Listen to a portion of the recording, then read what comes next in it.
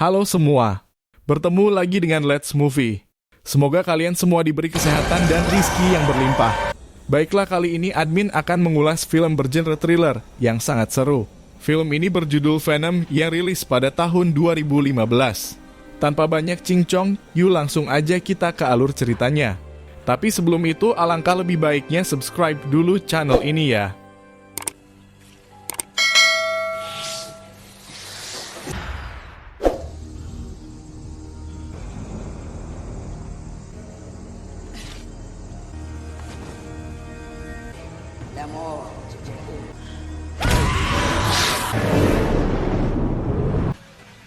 Di awal cerita terlihat beberapa pemuda-pemudi yang sedang nongkrong di warkop. Dia adalah Sean, Samlawi, dan Ricky.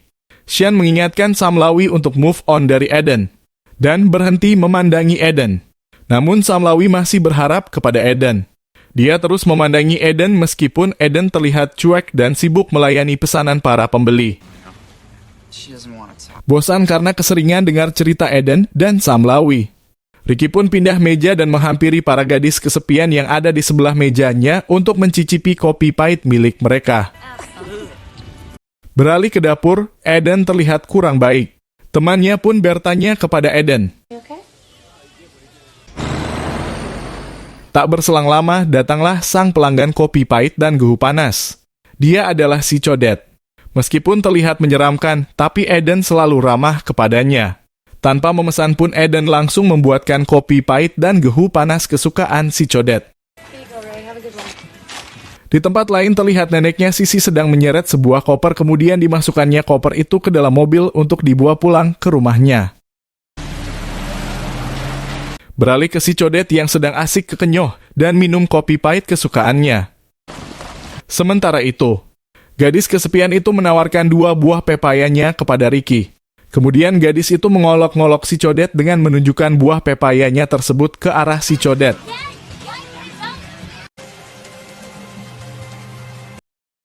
Setelah seharian bekerja, malam pun semakin larut dan gelap, mereka pun menutup warkopnya untuk pulang dan beristirahat.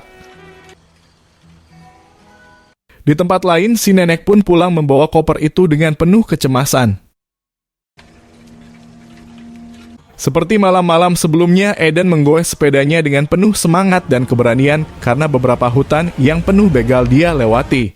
Tepat di atas jembatan, tiba-tiba datanglah Samlawi menghampiri Eden dengan harapan bisa CLBK lagi. Namun yang terjadi adalah mereka cekcok di tengah jalan lantaran masing-masing tidak merasa memutuskan hubungan mereka. Alasan Eden hanya ingin melanjutkan sekolah dan pindah dari kota tersebut. Tiba-tiba Codet yang tidak sengaja melewati jembatan tersebut berhenti sejenak dan menanyakan keadaan Eden. Lalu Eric dengan nada tidak suka menyuruh Codet untuk pergi meninggalkan mereka karena ini privasi. Lalu Codet pun mengingatkan Samlawi untuk tidak parkir di jembatan karena itu berbahaya. Setelah itu Codet pun pergi meninggalkan mereka. Namun tiba-tiba ada sebuah mobil yang terlihat kehilangan arah dan hampir menabrak mobil Codet. Dan akhirnya mobil itu pun oleng dan nanggewer di bibir jembatan. Setelah mereka memeriksanya, ternyata Eden mengenali orang itu. Dia adalah neneknya Sisi. Dan mereka pun segera menolongnya. Samlawi merasa kesulitan untuk mengeluarkan nenek itu. Lalu Codet menarik tubuh Eric ke atas. Lalu Codet pun mencoba menolong wanita itu dengan masuk ke dalam mobil. Namun wanita itu berkali-kali membicarakan tentang koper. Tak berpikir lama, Codet pun membawa wanita itu keluar. Codet pun kembali masuk ke dalam mobil itu untuk mencari koper yang dibicarakan oleh nenek tersebut. Namun naasnya ular-ular di dalam koper tersebut keluar dan mencoba menyerang Codet. Akhirnya Codet pun digigit oleh ular itu dan mobilnya pun terjatuh ke rawa. Setelah terjatuh, Codet masih saja terus digigit oleh ular-ular tersebut dengan brutal. Polisi pun mulai berdatangan ke tempat tersebut. Mereka mengira itu adalah kecelakaan biasa dan Codet hanya digigit oleh ular rawa biasa. Setelah tim BPBD melakukan pencarian di sekitaran sungai, mereka menemukan sebuah koper di dalam mobil tersebut. Lalu mereka menyerahkannya kepada polisi. Tak berselang lama, datanglah Sisi untuk melihat keadaan neneknya. Dia pun sangat sedih karena ditinggalkan oleh neneknya. Di saat dia menangisi kepergian neneknya, tiba-tiba dia melihat kalung ular yang dipakai oleh neneknya. Lalu dia pun mengambilnya dan mulai teringat akan koper yang dibawa oleh neneknya itu. Setelah itu Sisi menghampiri polisi itu dan menanyakan apakah ada koper di dalam mobil tersebut. Lalu polisi itu pun menjawab ada, namun tak ada apa-apa di dalamnya. Sontak Sisi pun kaget mendengarnya. Lalu Sisi bertanya kepada Eden dan Samlawi apa yang terjadi dengan si Codet. Setelah mendengarkan semuanya, Sisi meminta agar polisi itu segera mengantarkannya pulang ke rumah neneknya. Beralih ke rumah sakit, terlihat seorang petugas medis bercerita kepada temannya tentang kasus kematian yang jarang dia ketahui selama dia bekerja. Dia merasa penasaran ular apa yang telah menggigit pria tersebut. Ketika dia sedang asik menelepon, tiba-tiba ada suara aneh di ruang mayat tersebut. Lalu dia pergi memeriksanya dengan membuka mulutnya lalu menekan perutnya hingga keluar air. Dia pun merasa tenang karena memang penyebab pasien ini tewas adalah karena tenggelam dan digigit ular. Lalu dia menelepon istrinya di rumah untuk memberitahu jika dia pulang agak telat. Setelah selesai menelepon istrinya, dia kembali memeriksa mayat tersebut. Namun tiba-tiba dia dikagetkan dengan jasad si Codet yang menghilang. Dengan segera perawat itu mencarinya hingga ke ruangan lain. Dan apa yang terjadi? Beralih ke tempat lain, terlihat seorang polisi sedang menderek mobilnya yang mogok. Dia membawa mobil itu ke bengkel milik si Codet. Sesampainya di bengkel, polisi itu merasa ada orang yang sedang mengawasinya. Langsung saja polisi itu memeriksanya. Namun apa yang terjadi? Polisi itu tidak menemukan apa-apa di dalam. Lalu dia mendengar suara yang mencurigakan di luar. Namun tetap saja dia tidak menemukan siapa-siapa. Dia pun memeriksa sampai ke bawah mobil truk, dan tiba-tiba dia melihat ada orang yang melintas. Sontak dia langsung menelepon dan meminta bantuan ke kantor polsek. Polisi itu belum selesai menelepon, tiba-tiba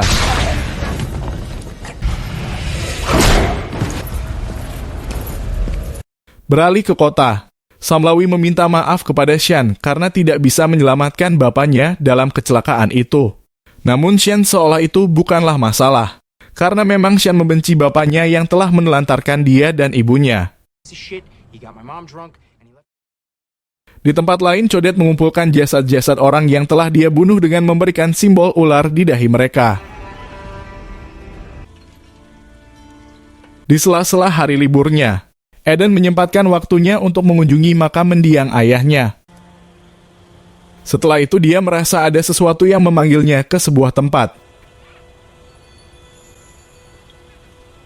Di sana dia melihat sebuah tempat yang membuat dia penasaran.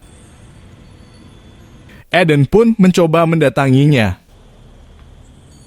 Namun tiba-tiba terlihat mobil Codet yang baru saja pergi dari tempat tersebut. Eden pun penasaran dengan hal itu, karena yang dia tahu Codet telah tewas dalam kecelakaan itu. Setelah kejadian itu, Eden pergi ke warkop tempat di mana dia bekerja. Eden menceritakan kepada Rachel tentang kejadian yang dia alami di pemakaman tersebut. Namun Rachel tidak mempercayainya karena hal itu mustahil. Di luar warkop, mereka juga tengah membicarakan gosip yang beredar tentang masa lalu Codet. Sementara itu, Eden dan Rachel masih membahas tentang neneknya Sisi yang tewas dalam kecelakaan mobil dulu. Ternyata Rachel pun tahu jika nenek Sisi adalah pendeta Mambo terbesar. Di tempat lain, dua orang wanita ini mampir di bengkel si Codet untuk menambah angin ban mobil mereka sekaligus numpang pipis di toiletnya. Peti pun segera masuk ke toilet untuk pipis, karena mereka buru-buru untuk menghindari macet di jalan. Setelah lama menunggu, akhirnya Temi memutuskan untuk menjemput Peti ke toilet. Tapi ternyata Peti tidak ada di dalam toilet. Lalu Temi pun mencari ke dalam bengkel milik si Codet.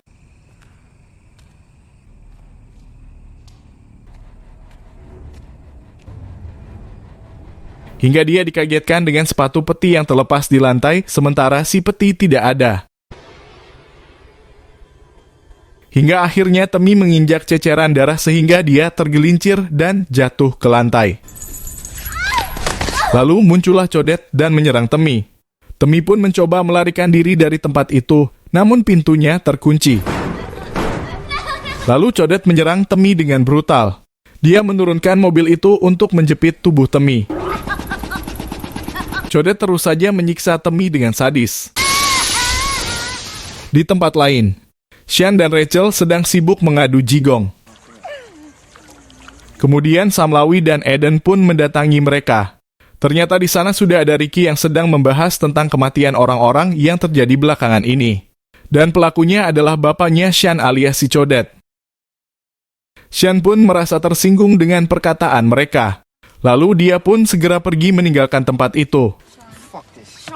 Seketika Samlawi menyusul Sean, karena dia khawatir dengan Sean yang dalam keadaan mabuk. Sementara itu, Eden, Ricky, dan Rachel mendatangi rumah Sisi untuk bertemu dengannya. Sesampainya di sana, mereka langsung masuk ke rumah tersebut. Di dalam sana ternyata Sisi masih tidak menjawab mereka, lalu mereka melihat-lihat lukisan yang ada di dinding rumah itu. Tiba-tiba Sisi pun muncul dari belakang dan sedikit mengagetkan mereka. Di tempat lain, Samlawi mencari Sean hingga dia menemukannya di bengkel si Codet. Sean mengolok-ngolok tempat tersebut karena dia kesal dengan bapaknya, yakni si Codet. Setelah itu, Sean mulai menghancurkan tempat itu dengan melempar sebuah vel mobil ke jendela kaca. Merasa tidak puas, Sean pun mengobrak-abrik isi dalam bengkel tersebut. Lalu Samlawi pun menenangkannya. Hingga tak sengaja di sana mereka menemukan foto Sean sewaktu kecil. Akhirnya mereka pun pergi meninggalkan ruangan itu. Namun tiba-tiba mereka menemukan darah di ruangan lain. Sontak mereka pun bergegas pergi dari tempat tersebut. Beralih ke rumah Sisi. Sisi bertanya kepada Eden kapan si Codet itu menghilang. Lalu Eden menjawabnya jika Eden tadi pagi sempat melihat Codet di makam ayahnya. Lalu Sisi bertanya kepada Eden siapa saja yang mati belakangan ini. Eden pun memberitahu orang-orang yang mati tersebut. Setelah mendengar penjelasan Eden dan menyimpulkan sesuatu, Sisi bercerita tentang sejarah ular-ular tersebut. Itu adalah upacara pemerahan dalam ritual Haiti kuno. Para Mambo menyelamatkan jiwa manusia, membersihkannya dari yang jahat. Ular yang terjimat oleh Mambo menghisap orang dan menjadikannya orang yang jahat. Kemudian Edel melihat kalung ular dan teringat dengan nenek Sisi. Dia pun bertanya kepada Sisi kenapa neneknya malam-malam berada di tempat tersebut. Lalu Sisi pun menjelaskan jika kalung itu bernama Baka. Itu adalah jimat penyelamat. Cece menjelaskan jika neneknya pada waktu itu hendak mengambil koper itu. Karena khawatir jika koper tersebut ditemukan oleh perusahaan yang sedang membangun tempat tersebut. Eden pun masih penasaran dengan isi dari koper tersebut. Dia pun menanyakannya kepada Sisi. Sisi menjelaskan jika isinya adalah ular. Dan jika ular-ular tersebut lepas lalu menggigit si Codet, maka jiwa jahat yang sangat banyak masuk ke dalam jiwa si Codet dan menguasai tubuhnya. Setelah mendengar semua cerita Sisi, lalu Eden menceritakannya lagi kepada Ricky dan Rachel. Kemudian Eden meminta mereka untuk menghubungi polisi dan menjemput ibunya lalu membawanya ke rumah tersebut. Sementara itu, Sisi tidak menyetujui apa yang Eden lakukan. Sisi sudah pasrah dengan keadaan. Dia memberitahu Eden jika si Codet tidak bisa dihentikan. Di tempat lain, Ricky dan Rachel akan berangkat untuk menjemput ibunya Eden. Namun mereka dikagetkan dengan mobilnya yang terbalik.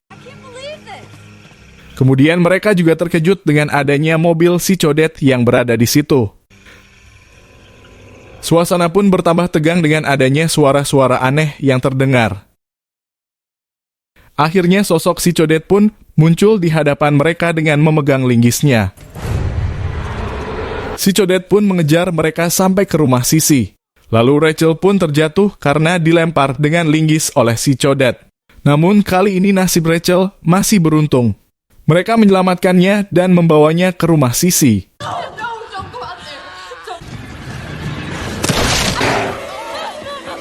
Namun nasib sial menimpa Ricky. Kakinya terluka karena ditusuk oleh Codet.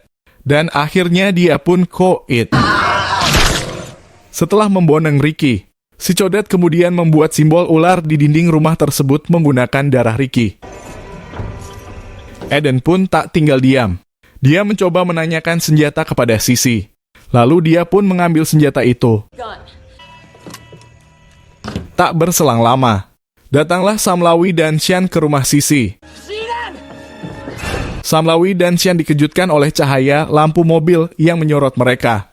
Dan ternyata itu adalah si Codet. Mereka pun langsung lari dan masuk ke rumah Sisi. Xian masih tidak percaya jika makhluk itu adalah bapaknya.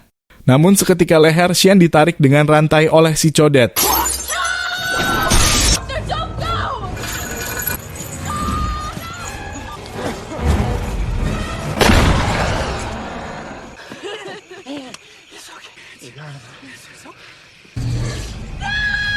Setelah Codet ditembak, mereka mengira semua sudah selesai dan Codet tewas.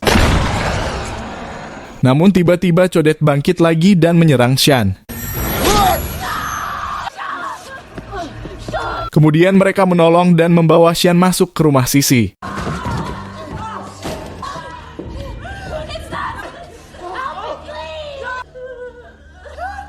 Akhirnya Xian pun menghembuskan nafas terakhirnya dengan luka yang sangat mengenaskan.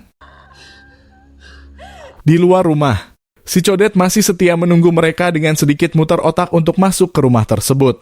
Karena rumah itu dilindungi oleh jimat penyelamat. Kemudian Eden bertanya kepada Sisi tentang bagaimana cara menghentikan makhluk tersebut. Sisi pun memberitahunya jika jalan satu-satunya adalah menggunakan baka. Namun hal tersebut mustahil karena mereka harus melakukan ritual yang hanya bisa dilakukan oleh Mambo asli. Walaupun sedikit ragu akan berhasil, Sisi mengatakan jika ada cara lain, yakni dengan menggunakan boneka voodoo. Namun cara tersebut hanya bisa menahan tubuh Codet saja, tidak dengan jiwa jahatnya. Dan cara tersebut syaratnya harus menggunakan bagian tubuh si Codet. Seketika Eden mempunyai ide, yakni dengan menggunakan darah Xian. Karena Xian adalah anak dari si Codet. Namun Rachel dan Ricky tidak menyetujui rencana Eden tersebut karena mereka tidak tega dengan keadaan Xian. Setelah Eden menjelaskan dan membujuk mereka, akhirnya ritual pun mulai dilakukan.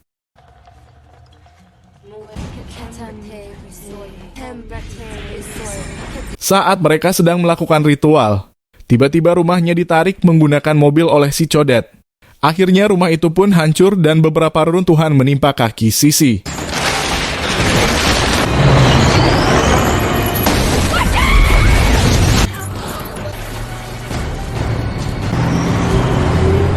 Setelah menarik rumah itu, kemudian Codet turun dari mobilnya untuk mendatangi mereka.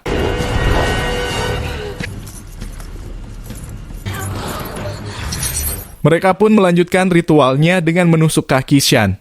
Dan seketika si Codet pun pincang. Namun tiba-tiba Codet pun bangkit lagi kemudian menggorok leher Sisi. Kemudian datanglah Ricky dan Rachel menjemput Eden. Lalu dengan segera mereka pun pergi.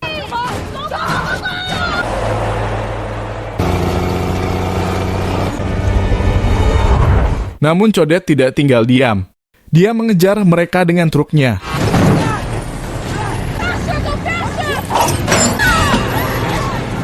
Hingga Rachel pun akhirnya tertangkap oleh rantai si Codet dan bergelantungan di antara dua mobil.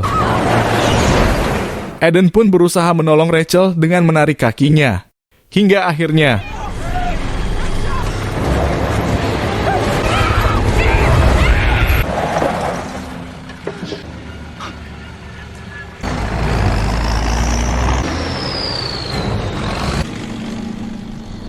tak berhenti di situ.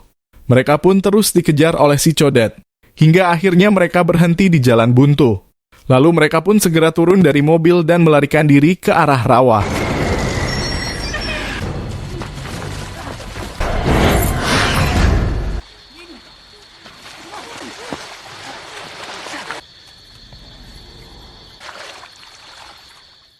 Mereka terus bersembunyi sementara si Codet menyelam ke dalam rawa.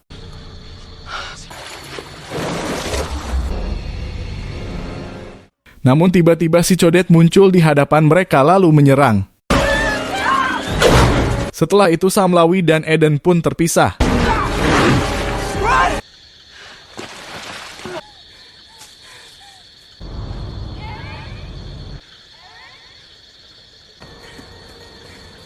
Lalu akhirnya Eden sampai di tempat pemakaman dan melihat ruangan yang sempat dia lihat waktu melihat Codet dulu. Dengan segera dia pun berlari memasuki ruangan tersebut.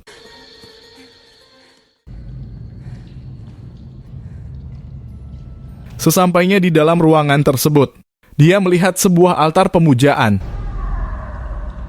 Kemudian dia melihat simbol ular di dinding dan lubang di bawahnya dengan dipenuhi oleh jasad korban-korban si Codet. Tak berselang lama terdengar langkah si Codet yang memasuki ruangan itu. Dan dengan segera Eden bersembunyi di lubang tersebut bersama jasad-jasad. Ternyata di sana juga ada Samlawi yang sedang berpura-pura mati. Codet pun yang merasa curiga dengan mayat-mayat tersebut mulai memeriksanya. Dia memegang kaki Eden.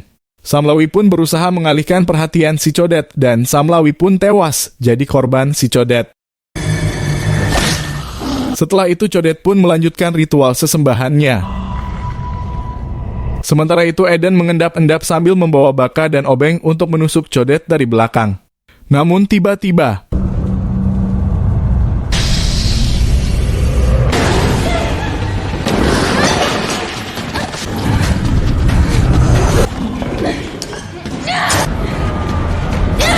lalu Eden mendorong Codet hingga mereka berdua jatuh ke ruang bawah tanah.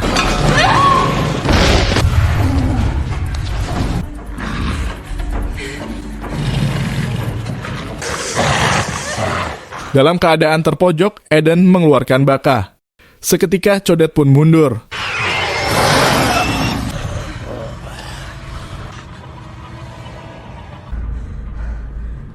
Lalu ular-ular pun keluar dari tubuh Codet dan berusaha menyerang Eden. Kemudian Eden pun berhasil keluar dari tempat tersebut.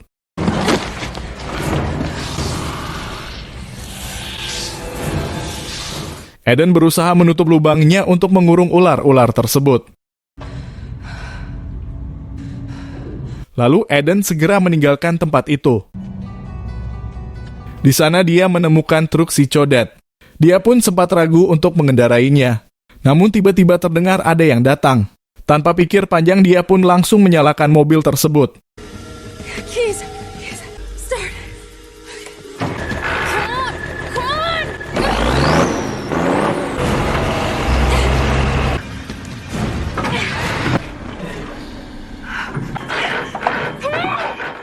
Tiba-tiba si Codet pun muncul dan menyerang Eden.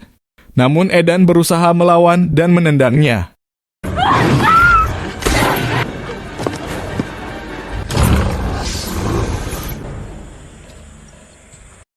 Codet masih saja mengejar dan mencari Eden. Amarahnya sudah klimaks kali ini. Ketika hendak melarikan diri, Eden malah menginjak ranting pohon dan terdengar oleh Codet.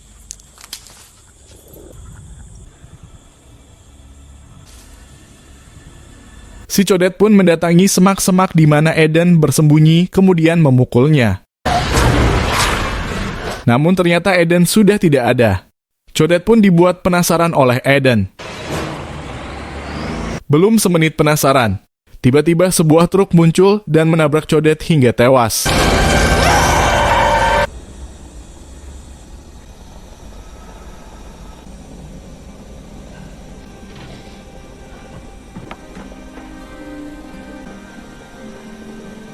Sekian alur cerita film Venom 2015. Semoga ada pesan moral yang bisa kita ambil. Jangan lupa subscribe ya bro. Terima kasih.